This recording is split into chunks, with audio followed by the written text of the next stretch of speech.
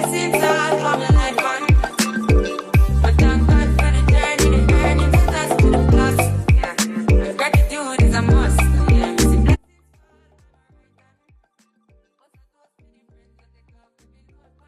Hey, the best squad. Happy Saturday. Hope you guys had a great and blessed week. There's a few things that I want to talk about. First, I want to talk about Martell and his thing that he has with Carlos and Latisha and her husband faking a storyline. I want to talk about how Martell tried to sabotage Sugar Mama's line, and I think he had Peggy a part of this. And you know what? Let's get into it. But let me start by saying everything that I'm about to say. It's the ledge. It's all in my opinion. And it's all for entertainment purposes only. Now, I listened to the interview that Carlos had with the quintessential gentleman. And I'm a little confused. I am really, really annoyed with Carlos, and he's getting really on my last nerve. I'm starting to think that he's the one that's going to let the show sink along with Martell by his side. Now, I'm going to let you guys hear what was said, and then I'm going to, come in. Y'all know how I do. I like to chime in when I hear something that just don't smell right. All right, so let you listen to part of what was going on. Yeah, and I'm the only one from Huntsville too. That's my city. That's what I was gonna say. Why does Martell always want to let everybody knows that he's the only one from Huntsville? Nobody cares, Ninja, because you can't show us what you've produced. What have you done for the city? We featured you on Quintessential Gentleman. You were so excited to talk about Huntsville. I want you to talk a little bit about Huntsville and like why you love the city so much. Because being from a big city, New York City, Atlanta, we're quick to be like, I'm from New York, I'm from Atlanta. I want you to talk about. Yeah, I think years from now, people will talk about Huntsville like they talk about New York, Atlanta. I mean, it's growing leaps and bounds, really. We have a lot of real estate that's growing right now. We have thousands of people moving there, like monthly, literally. We have a lot of industry there, a lot of jobs. So yeah, we growing. We are. It's not just the cows and the horses and things like that when y'all think about Alabama. No, we don't think about it. Yeah. And another thing that's interesting, like I said, I've been working for Quintessential Gentleman for about 3 years. We've been around for 7 years. We post on YouTube. We've interviewed really high-profile people. I can say the interview you did with Eric, our founder, we posted it. We have had so much engagement, so much still with Damn. Y'all got engagement because we was mad that you even put him up there, so let's be clear. So much feedback, good and bad, when we posted you. Do you ever go into a season saying I had something to prove? Maybe last season wasn't my best season. Maybe I went through some tough times and I had to kind of redeem myself? I think it's in life. I feel that, I went through a lot, going through a divorce on TV. It was tough, and really I'm still going through that, mentally, emotionally, and things like that too, So that's tough. So I really don't address a season as like I have something to prove. It's still more of me just being authentic. And let's see, you don't go in a season with you having anything to prove, and it has really drained you mentally, emotionally. You walk around talking about accountability. Why don't you take accountability for you feeling this way, sir? Want to just let it on TV. I don't want them just to have one side of the divorce. Nigga, ain't nobody having no one side of no divorce. We're seeing so many sides. We're sick of it. We are sick of it. We see you're tired, trifling, good for nothing baby mama. We see you. And then we also have Mel's side, which is the truth. Martell cheated or whatever, but I want them, whatever it was in me, I want to put it out on TV. Yeah. Let you guys see everything. Yeah. Nigga never wanted nothing to be on TV. Y'all remember how much he cried when they were, when him and Mel had that blow up at the I don't know, when they were talking about the telltale sign and he act like, you put our business out there. You had the kids singing that song. Ugh. No, what we can't believe is that this ninja ruined his marriage for P and a blow pop. That's what we can't believe. And we can't believe that he treated his ex-wife that way, because we've seen people gone through marriages, gone through relationship, and they never behave like this psychotic person right here. For me, number one, I am at the mercy of my cast. And one of the things that my cast can attest. Yeah, you're at the mercy of Marsue and Latisha not wanting their business to be known. Let's be clear. So y'all, I'm gonna skip through some of this. He talked about him and Martell coming out with a suit line. We already got all the lines this nigga came out with. First he came out with the calendar, then he came out with the cookbook. How is those things? Then he came out with Inez wine. How is that? And now you're gonna try to come out with a suit line and a brief line. Nobody wants it. Maybe your pick me's will. But let me get to the part where he constantly keep bringing up the fact about Melody being busy, being a businesswoman, and making it look like, you know, her being independent. Carlos, I'm not sure if you were aware that Melody was a star before all of this. That's why your eyes caught her.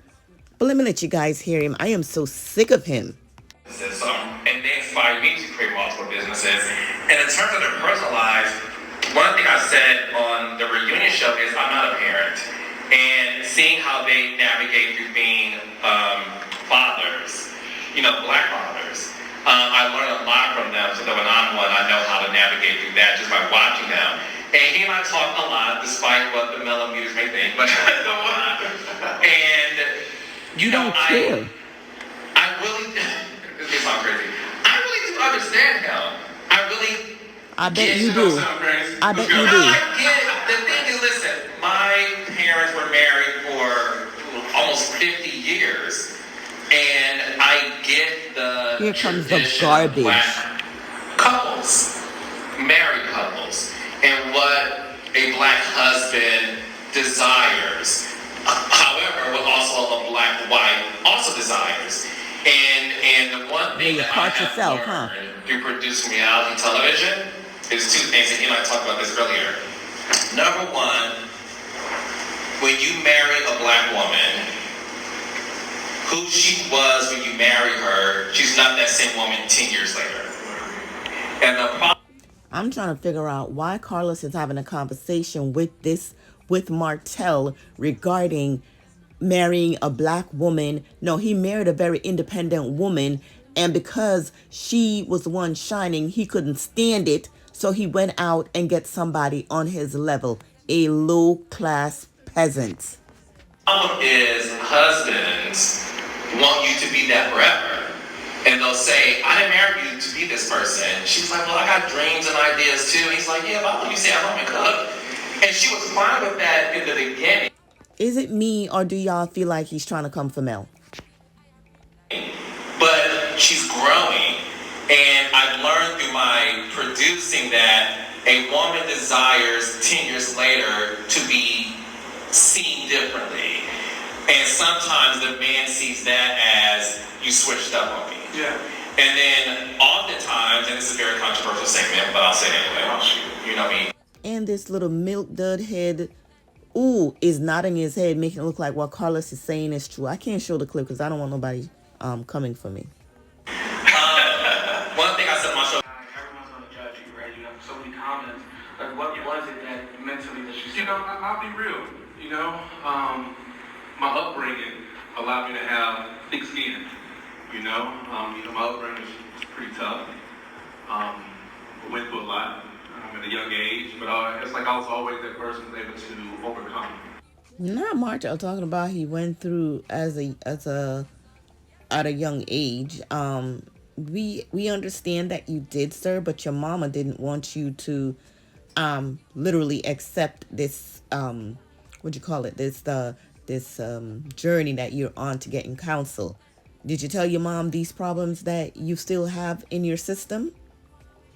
Difficulty, things of that nature. So, just my background. Yeah. And then too, I have friends I talk to, that's been through similar situations. You guys watch the show, Chris Fletcher. Then too, I do see counsel now. And I'm trying to figure out why he brought Chris Fletcher into this. Why did he say Chris Fletcher been through the same thing? No, nigga, he didn't. Not like this. At least he cleaned it up. He never had any outside children. How many times you got Coleslaw pregnant? 5 times? Boy, bye. that's helped dearly because that's like that's an outlet where I can just go and just release, and just share everything and not worry about being judged. Have good feedback. Awesome. I'm curious to know, Carlos, because you have a front row seat to so much, right? Like, especially with this show. This is why I'm upset with Carlos highlight the men as well as the women. It's working out. It's the highest rated show on OWN, Oprah Winfrey Network. Does the show teach you anything about friendships, or like how do you come back and just everything about family and friendships and like just everything? Like what has that taught you? Yeah, listen, I always tell people, as a journalist, hey, Portia. Okay. As a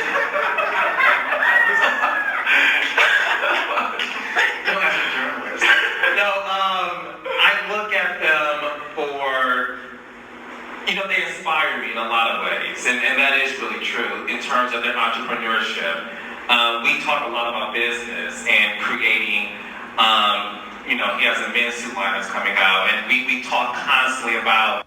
Did y'all hear that? This clown has another scam he's working on. First was the cookbook, flop. Ina's wine, flop. Calendar, flop. And now you're coming out with a suit and brief line. Boy, bye. What else can you do in order to show the world that? Y'all, I had to cut that short. Anyway, y'all, did you check out Queen Sheba got some news over there? Like, if y'all haven't been over there, go over to Queen Sheba, join her membership.